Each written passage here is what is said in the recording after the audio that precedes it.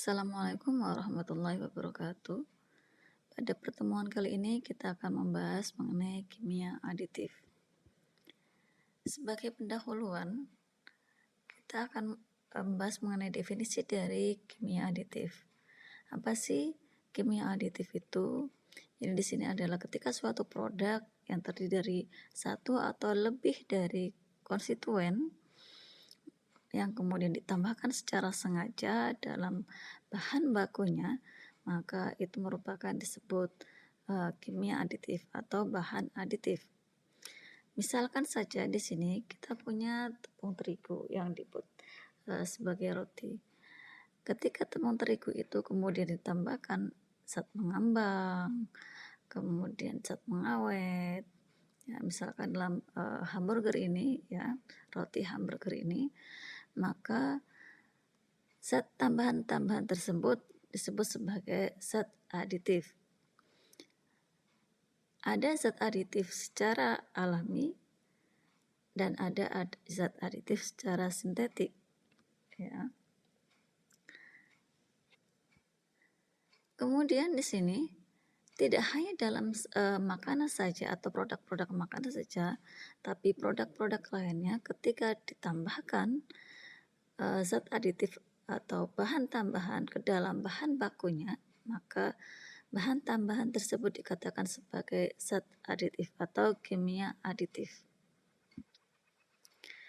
Misalkan saja di sini kita punya plastik, di mana bahan bakunya yang merupakan polimer bisa jadi misalkan ada HDPE, ada LDPE, dan yang lainnya, kemudian ditambahkan kalsium karbonat sebagai fillernya, kemudian ditambahkan pigmen sebagai pemberi estetikanya, warnanya, kemudian ditambahkan plasticizer, maka bahan-bahan tambahan tersebut dikatakan sebagai zat kimia aditif. Zat kimia aditif tersebut akan menambahkan sifat estetika dari bahan bakunya dan juga bisa menambahkan sifat keunggulan dari bahan baku tersebut. Misalkan saja ketika bahan baku tersebut tidak plastis, ya, maka ketika ditambahkan plasticizer maka memiliki sifat yang elastis, lebih elastis.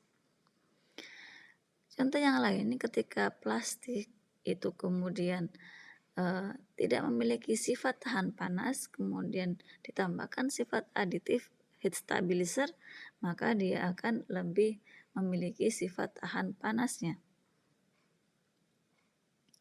Nah, salah satu contoh dari senyawa kimia yang ditambahkan sebagai bahan tambahan plasticizer pada plastik adalah bis 2 etil heksil petalat.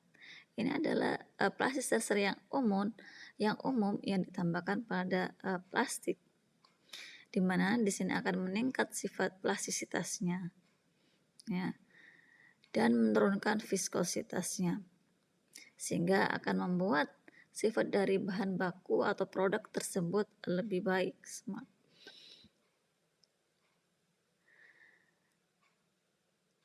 Senyawa aditif atau bahan kimia aditif dibagi menjadi dua, ada natural aditif dan juga ada sintetik aditif. Di mana natural aditif di sini adalah substansi yang ditemukan secara natural, bisa dari makanan atau yang bisa diekstrak dari makanan atau dari yang lain. Misalkan saja kita ingin mendapatkan pewarna dari bahan alam, misalkan bisa dari sayur-sayuran, bisa dari wortel yang menghasilkan warna orange, atau bisa dari kol di sini yang bisa menghasilkan warna hijau, atau bayam bisa menghasilkan warna hijau, atau bisa juga dari kol ungu yang bisa menghasilkan warna ungu, atau bisa juga dari bunga yang bisa menghasilkan berbagai macam warna. Salah satunya di sini adalah daun suci dengan nama lain Dracaena angustifolia. Beberapa penelitian menyebutkan di sini klorofil yang ada dalam daun memiliki karakteristik yang unik yang dapat mendegradasikan melalui reaksi enzim maupun reaksi non enzim. Ini adalah struktur dari klorofil, ya, di mana klorofil ini bisa digunakan sebagai zat pewarna alami untuk bahan makanan atau yang lainnya. Nah, natural aditif yang lainnya adalah di sini sebagai contohnya adalah natural emulsifier. Salah satunya adalah dari telur atau bisa juga dari kedelai atau mustard atau juga dari madu, ya. Kenapa di sini telur bisa digunakan sebagai natural emulsifier? Ternyata dalam telur itu mengandung lecithin, di mana salah satunya di sini adalah ada senyawa fosfatidilkolin yang merupakan tipe dari fosfolipid. Fosfolipid merupakan turunan dari lemak yang sebuah asam lemaknya tersubstitusi oleh asam fosfat yang teresterifikasi dengan gliserol pada salah satu atom karbon ujungnya. Kemudian di sini, ketika fosfolipida yang salah satu gugus hidroksil residu asam fosfatnya terikat oleh kolina, maka di sini disebut sebagai lecithin. Ya, kemudian bila mana etanol amina ini disebut fosfatidil etanolamina yang dikenal juga sebagai cefalin. Jadi di sini mengapa sih telur itu bisa dipakai sebagai emulsifier alami? Ternyata di sini karena ada kandungan lecithin. Ya. Selanjutnya di sini ya ada senyawa sintetik, yaitu senyawa bahan tambahan sintetik, di mana yang ditambahkan secara sengaja dan dibuat secara dalam reaksi kimia. Beberapa contoh senyawa sintetik aditif ini atau aditif sintetik ini adalah ada BHA atau butyl atit hidroksianisol, kemudian ada butilat hidroksitoluen atau BHT yang merupakan di sini adalah pengawet sintetik, bisa ditambahkan pada keripik begitu ya, keripik kentang atau dalam kantongnya, sehingga keripik tersebut bisa lebih awet. Contoh yang lainnya adalah di sini adalah agen pewarna. Biasanya agen pewarna sintetik ini dituliskan dalam kode-kode. Dalam produk tidak langsung ditulis ini adalah senyawa sintetik, misalkan oksida besi atau yang lain, tapi dalam kode-kode. Salah satunya di sini adalah ada pigmen biru cerah yang bisa didapatkan atau bisa disintetik dari tar, ya, yang digunakan dalam minuman, kemudian bisa dalam gelatin dan yang lainnya. Senyawa sintetik tambahan yang ditambahkan dalam makanan yang sangat umum di masyarakat adalah MSG, ya. Ini adalah perasa yang sangat umum ditambahkan oleh masyarakat kita pada bahan makanan, pada makanannya, yaitu MSG, itu monosodium glutamat, bisa menambahkan rasa lebih gurih pada makanan. Nah, pada pertemuan kali ini kita akan bahas sedikit mengenai sifat atau senyawa aditif pada makanan, ya. Salah satu kebutuhan dasar manusia adalah pangan, ya, selain papan, kemudian pendidikan dan kesehatan. Dalam produksi bahan pangan ini seringkali mengalami perubahan-perubahan yang tidak diharapkan. Misalkan saja ternyata makanan lebih cepat membusuk, Atau bisa jadi di sini karena reaksi kimia yang rumit, maka lebih cepat rusak. Untuk itu maka perlu ditambahkan senyawa aditif yang bisa menambah atau memperbaiki sifat dari bahan makanan tersebut. Di samping itu, kadangkala produk makanan ini biar memiliki cita rasa dan aroma yang lebih baik, maka juga bisa ditambahkan bahan tambahan atau zat aditif tambahan. Bahan aditif dalam makanan ini bisa berasal dari bahan alam yang natural, atau bisa juga dari senyawa sintetik.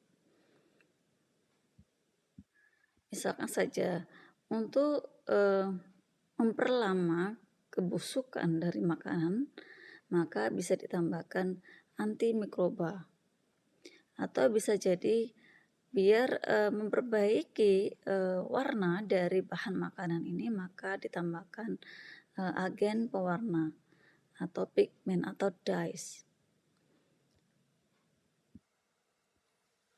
Untuk klasifikasi zat aditif dalam makanan dibagi menjadi tergantung dalam fungsinya, yaitu tergantung di sini ada pemanis, kemudian ada pewarna, kemudian pengawet, antioksidan, kemudian pengatur keasaman, kemudian anti caking ya, kemudian anti foaming dan yang lainnya.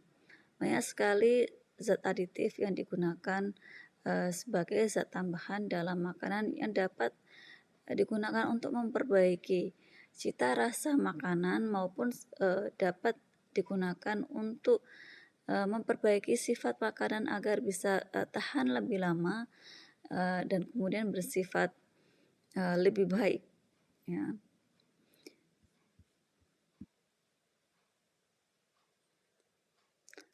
Di sini untuk sifat aditif memiliki fungsi yang pertama adalah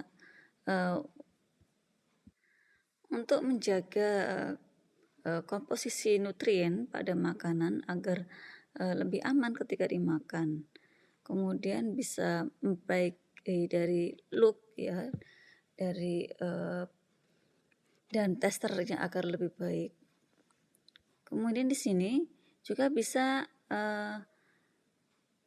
menambah dari komposisi nutrisi dari suatu atau meningkatkan nutrisi komposisi dari produk tersebut. Misalkan saja kita tambahkan vitamin dengan ada tambahan adalah asam askorbat atau yang lainnya. Kelebihan dari senyawa aditif dalam makanan ini adalah bisa menambahkan nilai dari nutrisinya, kemudian bisa juga lebih lama atau tahan lama expirednya, dan juga bisa lebih fresh ya. Misalkan saja kita punya buah itu kan cepat busuk ya. Kemudian ketika ditambahkan zat aditif dalam buah tersebut, maka dia akan lebih fresh, lebih tahan lama ya.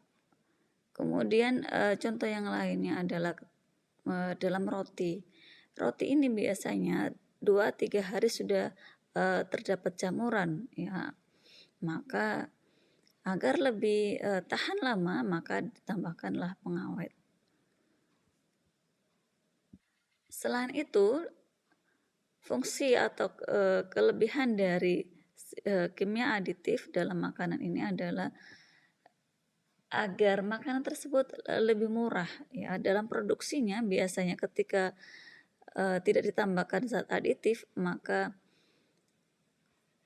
untuk memperbaiki sifat dari bahan baku atau produk makanan tersebut, maka membutuhkan biaya yang lebih mahal. Tetapi ketika ditambahkan zat aditif, maka biaya produksinya bisa lebih murah. Kemudian di sini, sebagaimana yang saya jelaskan di awal tadi, yaitu ketika ditambahkan senyawa aditif dalam makanan ternyata bisa menambahkan nutrisinya. Salah satunya adalah vitamin C, yaitu misalkan ada asam askorbat tadi ya. Kemudian bisa juga di sini dapat menurunkan kalori yaitu karena di sini ada pemanis yang dalam gula. Atau bisa juga di sini ternyata bisa memiliki kekurangan, yaitu ternyata di sini high kalori ya. Bisa juga kekurangannya adalah ternyata dalam senyawa aditif dalam makanan ini bisa menyebabkan reaksi alergi ya. Bisa juga di sini ada beberapa penelitian yang menyebabkan di sini adalah efek racun ya. Jadi memang harus hati-hati ketika akan menambahkan zat aditif dalam makanan. Ternyata juga selain itu bisa menyebabkan kurangnya nutrisi dalam makanan ya. Bisa juga di sini ternyata bisa menimbulkan kanker, namun di sini belum jelas juga ya, penelitiannya belum terbukti ya. Juga bisa menyebabkan asma.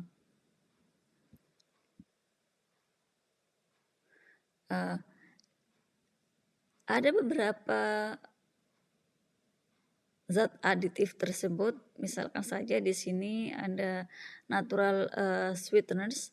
Di sini ada pemanis natural, bisa dari madu, bisa dari molase, bisa dari buah-buahan ya. Kemudian untuk pewarna di sini pewarna yang biasanya digunakan atau senyawa-senyawa yang bisa digunakan sebagai pewarna adalah senyawa azo ya. Kemudian bisa dari quinolin yellow, kemudian bisa dari indigo kloran atau dari santin. Ini ada beberapa senyawa-senyawa yang digunakan sebagai pewarna. Kemudian senyawa-senyawa yang biasanya digunakan sebagai pengawet ini adalah ada asam benzoat, ada paraben, ada asam sorbik, ada sodium sorbat, kemudian ada sodium nitrat. Ya. Kemudian ada juga senyawa yang digunakan sebagai antioksidan adalah xanthakum, ada pektin dan tocopherol. Kemudian contoh yang lainnya yang sebagai pengatur keasaman di sini adalah ada karbon dioksida, ada karbonat. Ya. Masih banyak contoh-contoh yang lain yang digunakan sebagai senyawa aditif dalam makanan dan yang memiliki tujuan masing-masing ya. Baik, selanjutnya adalah berikan contoh senyawa aditif bisa dari makanan atau dari yang lainnya, produk lainnya. Sebutkan nama kimianya dan sebutkan juga fungsinya untuk apa. Tulis dalam komen di YouTube, di channel YouTube ini. Baik, terima kasih. Kita akan melanjutkan pertemuan berikutnya dengan materi masih tentang senyawa aditif ya, namun dengan pembahasan yang berbeda. Terima kasih. Wassalamualaikum warahmatullahi wabarakatuh.